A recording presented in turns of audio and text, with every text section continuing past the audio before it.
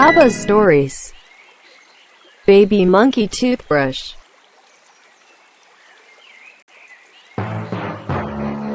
One day in a beautiful forest, a little monkey lived with its mother. The little monkey cared a lot about cleanliness. Every day, he took his toothbrush and went skipping to the spring to brush his teeth.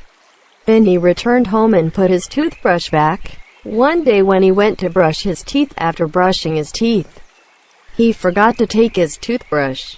He returned home. When he got home, his mother asked him, "Where have you been, little monkey?"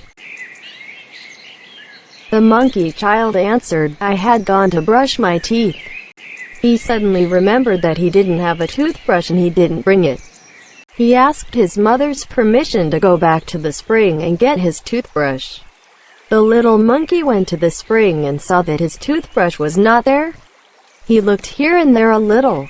He looked at a frog by the spring. He asked him, "Didn't you see my toothbrush?" The frog shook his head and said, "No, I didn't see it." "Why does your toothbrush hurt me? Someone else must have taken it." The baby monkey started walking and saw the lady duck on top of the bridge and said, "Miss Duck, didn't you see my toothbrush?" Mrs. Duck said, "Yes, I saw there was a toothbrush in Mrs. Mouse's hand. But I didn't know that it was your toothbrush." "What was he doing in his hand? What does he need?" The baby monkey said, "I don't know. Why did Mrs. Mouse take my toothbrush? I have to go to him and get my toothbrush back." Then he continued on his way and went to find Mrs. Mouse. He went until he reached Mrs. Mouse's house. He shouted loudly, Mrs. Mouse, give me my toothbrush. I left my toothbrush by the fountain." "Did you pick it up?" Mrs. Mouse said. "It is not your toothbrush anymore, it is my broom. I found it myself, so it's mine. Now go away. I'm going to sweep my front door." The monkey child said, "No, this is not a broom, it is my toothbrush. I really like my toothbrush. Please give it back to me."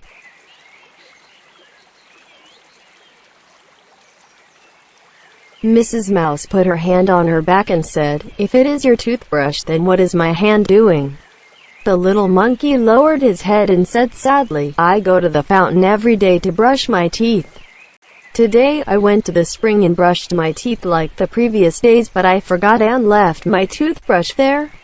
The female mouse said loudly, "I found this broom with great effort, and I brought it here with great effort. I will give it to you now. It is clear that I do not give. Now step aside so I can get to work. I am very busy." The little monkey, who was disappointed, started to cry loudly. Mrs. Mouse fell in love with the baby monkey. He didn't want to upset her. On the other hand, he had found the toothbrush himself and needed a broom.